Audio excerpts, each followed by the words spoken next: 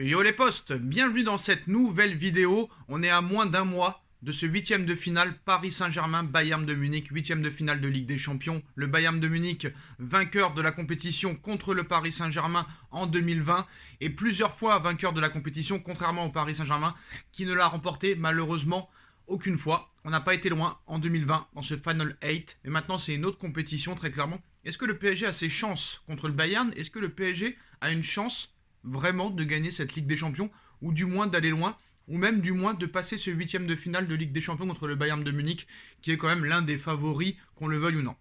Alors très clairement, on sait que dans le monde du football, il y a de plus en plus de footix. Voilà, on va pas se mentir, très clairement, il y a 80% de jeunes qui sont pour le Paris Saint-Germain à cause de Messi, Neymar, Mbappé, Ramos. Puis voilà, il y a beaucoup de footix, c'est à géométrie variable. Quoi qu'il en soit, nous, on restera supporters du Paris Saint-Germain, même si un jour, ils sont rétrogradés en 8e ou 15e division. On restera pour le Paris Saint-Germain, quoi qu'il arrive, jusqu'à la mort. Mais ça ne nous empêche pas quand même de critiquer. Et quoi qu'il arrive, quand on aime son club, on est obligé d'être réaliste. Et c'est ce que je suis, réaliste, très clairement. Je l'ai été en début de saison, et je l'ai avoué. Et j'étais le premier content à dire que le Paris Saint-Germain jouait très très très bien au football, au mois d'août, au mois de septembre. Mais depuis le mois d'octobre, ce n'est plus ça malheureusement. Et ce n'est pas la faute à la Coupe du Monde pour moi. C'est un problème d'envie, un problème d'ambition, un problème de joueurs, un problème de stratégie, un problème de gestion, un problème de présidence, d'organigramme, etc., etc. Les mêmes problèmes, ça fait des années qu'on les voit et personne ne les rectifie. Alors très clairement, je vois qu'il y a beaucoup de monde, beaucoup de pseudo soi-disant supporters du Paris Saint-Germain, ou même des gens qui sont un peu hors Paris Saint-Germain, mais qui quand même parlent du Paris Saint-Germain. Parce que le Paris Saint-Germain, à l'heure où on parle, est quand même très attractif.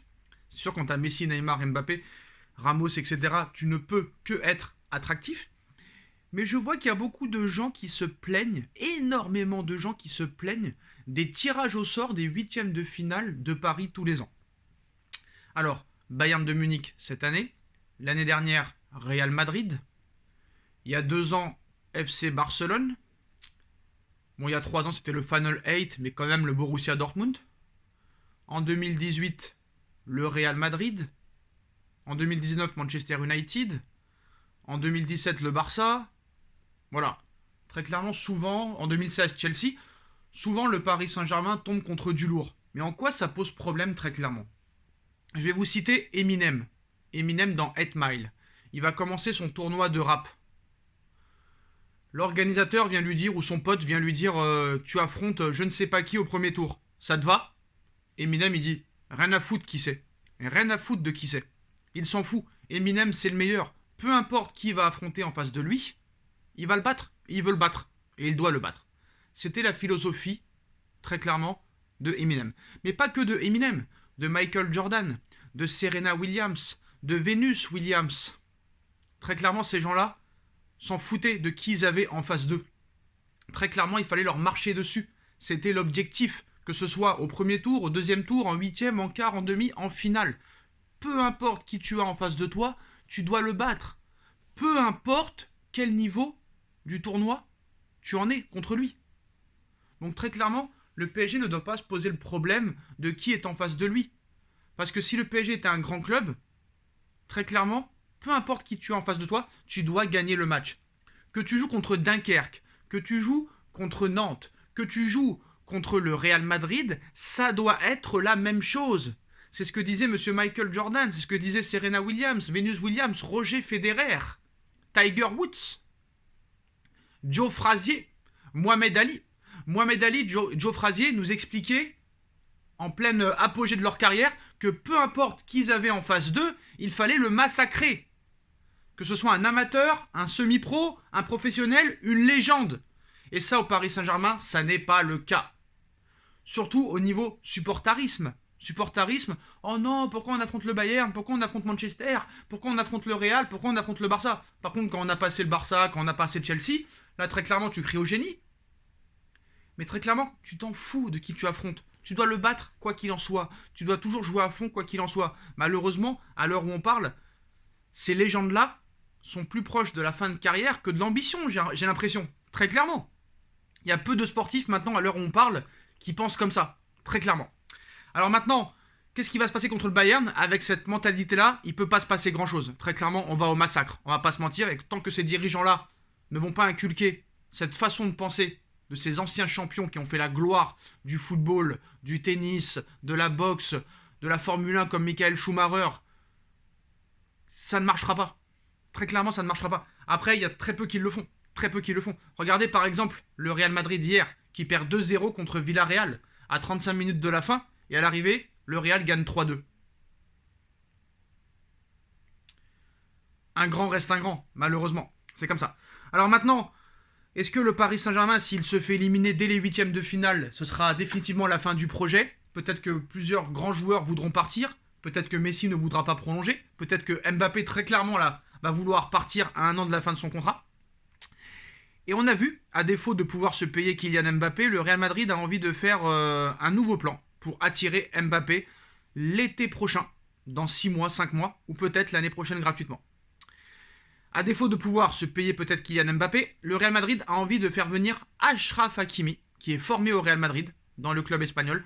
Un retour au pays qui ne serait pas anodin pour le Marocain, comme pour le PSG et le Real. Le Real Madrid a Kylian Mbappé toujours dans un coin de sa tête. Ce n'est vraiment pas une nouveauté et une surprise.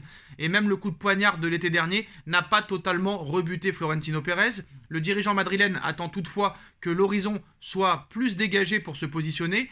Tant il ne compte pas se faire avoir une nouvelle fois, cela ne l'empêche pas de regarder ce qu'il apprécie au sein du Paris Saint-Germain, et notamment pour un joueur qu'il a déjà eu sous ses ordres. En effet, le média espagnol Todo Fijaes annonce que le Real Madrid compte bien tenter sa chance pour recruter Achraf Hakimi au mercato estival. L'international marocain qui est né et a grandi en Espagne avait fait ses débuts au sein du Real Madrid avant d'exploser du côté du Borussia Dortmund puis de l'Inter de Milan. Donc le lion de l'Atlas, qui sort d'une Coupe du Monde assez réussie quand même, possède un contrat l'emmenant jusqu'en juin 2026 même au Paris Saint-Germain.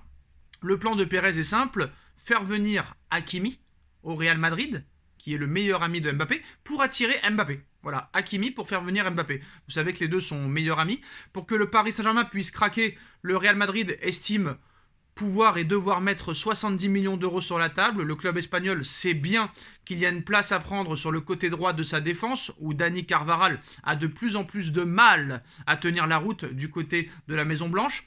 Même si Paris n'est pas vendeur pour le moment, cela pourrait aussi dépendre de la volonté du latéral, qui se plaît en France et apprécie particulièrement son amitié et sa complicité avec Kylian Mbappé. De là à dire que Florentino Pérez a une idée derrière la tête en essayant de faire venir Hakimi avant de s'attaquer un peu plus tard à son ami français, il n'y a qu'une fine marge. Surtout que le PSG est bien conscient que son attaquant vedette a bien l'intention de garder les meilleurs joueurs avec lui, et le Marocain fait partie peut-être de ce qui se fait de mieux au poste de latéral droit quand on l'a recruté. Mais à l'heure actuelle, non. Très clairement, j'ai pas réellement de match référence de Hakimi au Paris Saint-Germain. Après, on sait que le Real Madrid est prêt à tout.